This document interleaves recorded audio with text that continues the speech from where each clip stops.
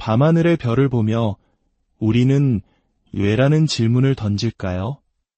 이 광활한 우주 속에서 나의 존재는 어떤 의미를 갖는 것일까요? 바쁘게 돌아가는 현대 사회 속에서 우리는 종종 이런 근원적인 질문들을 잊고 살아갑니다. 하지만 마음 깊은 곳에서는 여전히 그 답을 갈망하고 있죠. 오늘은 잠시 멈추어 우리 인간이 왜 이토록 의미를 찾아 헤매는 존재인지, 그리고 그 여정 속에서 과학과 신앙은 우리에게 어떤 길을 제시하는지에 대해 깊이 탐색해보고자 합니다. 이 깊은 사색의 여정을 시작하기에 앞서 잠시 시간을 내어 저희 채널에 힘을 보태주시길 부탁드립니다. 여러분의 구독과 좋아요는 저희가 더 깊고 의미 있는 이야기를 만드는 데 큰 원동력이 됩니다. 이 영상을 통해 얻는 깨달음과 감동을 주변의 소중한 분들과 함께 나누어 주십시오. 진리를 찾는 여러분 모두의 삶에 하나님의 크신 은총과 평안이 함께하기를 기도합니다. 영국의 작가 자넷 윈터스는 이런 말을 남겼습니다. 우리는 단지 먹고, 자고, 사냥하고, 번식만 할 수는 없다. 우리는 의미를 추구하는 존재다. 이 말처럼 의미를 향한 탐구는 인간을 다른 모든 생명체와 구별짓는 가장 본질적인 특성일지도 모릅니다. 심리학자 마이클 스테거는 삶의 의미를 이렇게 정의합니다. 자신의 삶에서 중요성을 이해하고 파악하며 인식하는 정도, 그리고 삶의 목적, 사명, 혹은 더 큰 목표를 가지고 있다고 인지하는 정도. 아마 오늘 이야기를 듣고 계신 많은 분들이 한 번쯤은 이런 질문들을 스스로에게 던져보셨을 겁니다. 나는 누구인가? 나는 무엇을 위해 살아야 하는가? 이 거대한 질문인 의미는 크게 4가지 요소로 나누어 볼 수 있습니다. 첫째는 정체성입니다. 이 광대한 우주 속에서 나는 누구이며 어떻게 나 자신으로 존재할 수 있는가에 대한 질문이죠. 둘째는 목적입니다.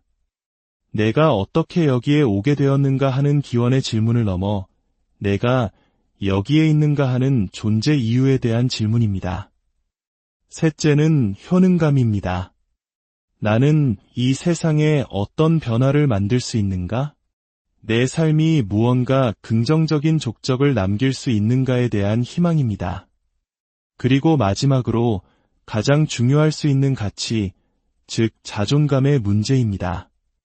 나는 정말로 소중한 존재인가? 이러한 질문들은 때로 우리를 불편하게 만들지만 심리학 연구들은 이러한 질문에 대한 자신만의 답을 찾았을 때 우리가 비로소 안정되고 견고한 내면을 갖게 됨을 보여줍니다. 과학은 경험적으로 사람들이 이런 것들에서 의미를 느낀다고 말해줄 수는 있지만 어떤 의미가 옳은 것인가에 대해서는 답을 줄 수 없습니다. 그 영역은 철학과 종교의 담론으로 넘어가게 됩니다. 한때 철학은 의미의 문제를 가장 활발하게 다루는 학문이었습니다. 하지만 미국의 철학자 수전 울프는 현대의 전문적인 철학계에서 삶의 의미에 대한 논의는 거의 이루어지지 않는다고 지적합니다. 그녀는 심지어 이런 주제는 순진한 어린 학생들이나 던지는 질문으로 치부되어 전문 철학자들을 민망하게 만든다고까지 말합니다. 하지만 이 질문이 정말로 중요하지 않은 것일까요? 오히려 이 질문을 외면하는 것은 인간으로서의 우리 자신을 외면하는 것이 아닐까요? 바로 여기서 종교는 오랫동안 인류에게 중요한 의미의 원천이 되어 왔습니다. 심리학자 로버트 에먼스는 종교가 우리에게 세상의 수많은 사건과 경험, 상황을 설명하는 데 도움을 주는 포괄적이고 통합된 의미의 틀을 제공한다고 말합니다. 그리고 그 틀 안에서 개인은 자신의 한계를 초월하여 더 위대한 무언가와 연결되는 경험을 하게 된다고 설명합니다. 오늘 우리는 위대한 질문을 탐구하기 위해 20세기 지성사를 대표하는 2명의 인물을 대화의 장으로 초대하려 합니다. 한 명은 과학적 무신론의 가장 상징적인 목소리, 리처드 도킨스입니다. 다른 한 명은 냉철한 무신론자에서 20세기 최고의 기독교 변증가로 거듭난 C.S. 루이스입니다. 이 두 사람의 지적 여정을 따라가며 우리는 과학과 신앙이 삶의 의미라는 질문에 어떻게 답하는지 살펴볼 것입니다. 리처드 도킨스는 옥스퍼드 대학교에 저명한 진화생물학자였습니다. 그는 이기적 유전자, 만들어진 신과 같은 책들을 통해 과학적 세계관을 대중에게 설파했습니다. 성공의 신앙 배경에서 자랐지만 그는 과학적 탐구를 통해 무신론에 이르게 되었습니다. 반면 C.S. 루이스는 옥스퍼드에서 고전과 영문학을 공부한 문학학자였습니다. 우리에게는 나니아 연대기의 작가로 더 친숙하죠. 그는 젊은 시절 확고한 무신론자였지만 깊은 지적, 영적 탐구 끝에 그가 순수한 기독교라 부르는 특정 교파를 넘어선 본질적인 기독교 신앙을 받아들이게 됩니다. 이제 이 두 거인의 사상을 통해 첫 번째 질문을 던져보겠습니다. 믿음은 과연 합리적인가? 도킨스에게 있어 믿음은 증거가 없음에도 심지어 증거에 반함에도 불구하고 무언가를 맹목적으로 신뢰하는 것입니다. 그는 그에 져서 이기적 유전자에서 이렇게 단언합니다. 믿음이란 증거가 전혀 없는 상태에서 무언가를 믿게 만드는 정신 상태다. 만약 좋은 증거가 있다면 믿음은 불필요할 것이다. 증거가 우리를 믿도록 강요할 것이기 때문이다. 이것은 매우 강력하고 영향력 있는 주장입니다. 즉, 이성과 과학으로 증명할 수 있는 것만이 진실이며 증명되지 않는 것을 믿는 것은 비합리적이라는 것이죠. 하지만 과연 그럴까요? 여기서 우리는 증거가 전혀 없는 것과 증거가 결정적이지 않은 것의 차이를 생각해 볼 필요가 있습니다. 과학의 역사 속에서도 증거는 여러 가지 다른 이론을 가리킬 수 있지만 그중 어느 하나를 완벽하게 증명하지는 못하는 경우가 많습니다. 우리는 여러 가능성 중에서 최선의 설명이 무엇인지 판단해야 합니다. 예를 들어 우주가 단 하나뿐이라는 단일 우주론과 수많은 우주가 존재한다는 다중우주론 사이의 논쟁을 생각해 보십시오. 현재의 증거는 두 이론 모두를 완벽하게 증명하거나 반증하지 못합니다. 과학자들은 각자의 기준과 판단에 따라 한쪽의 가능성을 더 높게 평가합니다. 이것 역시 일종의 믿음이 개입하는 과정이라 할 수 있습니다. C.S. 루이스는 다른 관점을 제시합니다. 그는 스스로를 기나법을 통해 신앙에 이른 경험적 유신론자라고 불렀습니다. 이는 세상을 관찰하고 자신의 내면을 깊이 성찰한 결과 하나님이 존재한다는 결론이 가장 합리적인 설명이라고 판단했다는 의미입니다. 젊은 시절 루이스가 무신론자였던 이유 중 하나는 과학이 신이 존재할 개념적 공간을 모두 잠식해버렸다고 생각했기 때문입니다. 또 다른 이유는 고통의 문제였습니다. 제1차 세계대전에 참전하여 끔찍한 전쟁의 참상을 목격한 그는 만약 선한 신이 존재한다면 왜 세상에 이런 끔찍한 고통이 존재하는지 이해할 수 없었습니다. 하지만 그는 무신론이라는 세계관이 지적으로는 명쾌해 보일지 몰라도 실존적으로는 공허하다는 것을 점차 깨닫게 됩니다. 그는 이렇게 고백했습니다.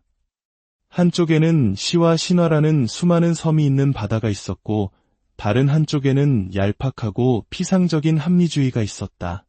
내가 사랑했던 거의 모든 것은 상상 속의 것이라 믿었고 내가 현실이라고 믿었던 거의 모든 것은 암울하고 무의미하게 느껴졌다.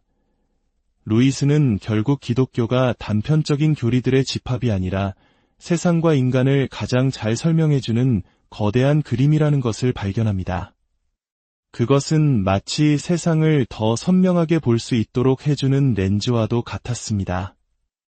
그는 옥스퍼드 소크라테스 클럽 강연에서 다음과 같은 유명한 말을 남깁니다. 저는 기독교를 믿습니다. 태양이 떠오른 것을 믿는 것과 같이 말이죠. 단지 태양을 보기 때문이 아니라 태양을 통해 다른 모든 것을 볼 수 있기 때문입니다. 도킨스의 주장처럼 우리는 믿음에 대한 이유를 제시해야 합니다. 그러나 루이스의 여정은 우리 삶의 가장 중요한 진실들은 수학 공식처럼 명확하게 증명될 수는 없지만 그럼에도 불구하고 충분히 신뢰할 수 있음을 보여줍니다. 철학자 버트런드 러셀의 말처럼 우리는 확실성 없이 그러나 망설임에 마비되지 않고 살아가는 법을 배워야 할지도 모릅니다. 이제 두 번째 질문으로 넘어가겠습니다. 과학은 하나님을 반증하는가? 도킨스는 과학의 발전이 신을 불필요하거나 믿을 수 없는 존재로 만들었으며 과학적 설명은 언제나 종교적 설명을 대체하며 승리한다고 주장합니다. 과학이 진보할수록 신앙은 후퇴할 수밖에 없다는 것이죠. 하지만 역사를 더 깊이 들여다보면 이 관계는 그렇게 단순하지 않습니다. 20세기 초까지만 해도 과학계의 지배적인 우주론은 정상 우주론이었습니다. 즉, 우주는 본질적으로 항상 지금과 같은 상태로 영원히 존재해왔다는 것이죠. 이러한 세계관 속에서 창조라는 종교적 개념은 비과학적인 이야기로 치부될 수밖에 없었습니다. 그러나 과학은 스스로의 발견을 통해 변화했습니다. 에드윈 허블의 관측 이후 우주가 팽창하고 있으며 약 138억 년 전 빅뱅이라는 거대한 사건을 통해 시작되었다는 이론이 정설로 자리 잡았습니다. 갑자기 시작이라는 개념이 과학의 영역으로 들어온 것입니다. 이것이 창조를 증명하는 것은 아니지만 적어도 신학적 창조 이야기와 과학적 기원 이야기가 흥미롭게 만날 수 있는 접점이 생긴 것입니다. 흥미롭게도 빅뱅이라는 이름을 붙이며 이 이론을 조롱했던 천문학자 프레드 호일은 이 이론이 너무 종교적으로 들린다는 이유로 반대했습니다. 과학적 진보가 오히려 종교적 서사와 대화할 수 있는 새로운 가능성을 열어준 셈입니다. 또한 과학적 설명이 다른 모든 설명을 불필요하게 만든다는 주장도 다시 생각해 볼 필요가 있습니다. 지질학자 프랭크 로즈는 주전자가 끓는 이유에 대한 비유를 제시합니다. 주전자가 왜 끓고 있습니까? 한 가지 대답은 전기 에너지가 열 에너지로 전환되어 물의 온도를 끓는 점까지 높였기 때문입니다. 이것은 완벽한 과학적 설명입니다. 하지만 내가 차 한 잔을 마시고 싶었기 때문이라는 대답 역시 완벽하게 사실입니다. 한국적인 비유를 들어볼까요? 된장찌개가 왜 끓고 있을까요? 과학은 열전도와 대류 현상에 의해 찌개의 분자들이 활발하게 움직이기 때문이라고 설명할 것입니다. 하지만 또 다른 진실은 어머니가 가족을 위해 사랑으로 저녁 식사를 준비하고 있기 때문일 수 있습니다. 두 설명은 서로 다른 차원의 진실을 이야기합니다. 하나는 어떻게에 대한 답이고 다른 하나는 왜에 대한 답입니다. 두 설명은 경쟁 관계가 아니라 상호 보완적입니다. 과학은 우리에게 세계가 작동하는 놀라운 어떻게를 알려주지만 그 모든 것의 배후에 있는 왜라는 질문, 즉 목적과 의미에 대해서는 침묵합니다. 이제 마지막 질문에 도달했습니다. 그렇다면 삶의 의미는 무엇인가? 어떤 이들은 인간을 그저 원자와 분자의 집합이라고 말하는 환원주의적 태도를 취합니다. 물론 우리는 원자와 분자로 이루어져 있습니다. 하지만 제 손에 들린 이 물 한 잔 역시 원자와 분자로 이루어져 있습니다. 만약 우리의 이론이 이 물컵과 살아있는 인간 사이의 근본적인 차이를 설명하지 못한다면 그 이론은 실패한 것입니다. 리처드 도킨스는 그의 책에서 우주에 대해 이렇게 묘사합니다. 우리가 관찰하는 우주는 그 밑바닥에 어떠한 설계도, 목적도, 선도, 악도 없이 오직 맹목적이고 무자비한 무관심만이 존재할 경우 우리가 정확히 예상할 수 있는 속성들을 가지고 있다. 이것은 하나의 강력한 해석입니다. 하지만 유일한 해석은 아닙니다. C.S. 루이스는 나니아 연대기에서 한 노인의 입을 빌려 이렇게 말합니다. 한 아이가 별을 거대한 불타는 가스덩어리라고 설명하자 노인은 부드럽게 대답합니다. 얘야, 그것은 별이 무엇으로 만들어졌는지일 뿐 별이 무엇인지는 아니란다. 우리는 현상의 구성 요소를 분석하여 어떻게 작동하는지 이해할 수 있습니다. 이것이 과학의 위대한 힘입니다. 그러나 그 현상이 우리에게 어떤 의미를 갖는지는 통합적인 시각을 통해서만 파악할 수 있습니다. 과학자이자 노벨상 수상자인 피터 매더원은 말년에 쓴 과학의 한계라는 책에서 이렇게 인정했습니다. 과학이 대답할 수 없는 질문들이 있으며 과학이 아무리 발전하더라도 결코 대답할 수 없는 질문들이 있음을 인정해야 한다. 그는 이 질문들이 형이상학과 종교의 영역에 속한다고 말했습니다. 어떤 무신론 철학자는 과학이 삶의 모든 중요한 질문에 답할 수 있다고 주장하며 이렇게 말합니다. 실제의 본질은 무엇인가? 물리학이 말하는 그것이다. 우주의 목적은 무엇인가? 그런 것은 없다. 삶의 의미는 무엇인가? 그것 역시 없다. 여기까지는 예상 가능한 답변입니다. 하지만 그는 더 나아가 이렇게 묻고 답합니다. 옳고 그름, 선과 악의 차이는 무엇인가? 그 둘 사이에는 어떠한 도덕적 차이도 없다. 이 마지막 대답 앞에서 우리 내면의 무언가가 이것은 아니라고 외치지 않습니까? 우리 안에는 과학이 측정할 수 없는 그러나 분명히 존재하는 도덕적 나침반과 의미를 향한 갈망이 있습니다. 오늘 우리는 리처드 도킨스와 C.S. 루이스라는 두 거인의 어깨 위에 서서 과학과 신앙이라는 두 개의 창을 통해 삶의 의미를 조망해 보았습니다. 이 여정은 어느 한쪽의 승리를 선언하기 위함이 아니었습니다. 오히려 과학이라는 놀라운 창과 신앙이라는 또 다른 깊은 창을 함께 가질 때 우리는 비로소 세상을 더 온전하고 풍요롭게 이해할 수 있다는 가능성을 탐색하기 위함이었습니다. 당신의 삶은 그저 우연한 원자들의 집합입니까? 아니면 그 이상의 목적과 의미를 담고 있는 위대한 이야기입니까?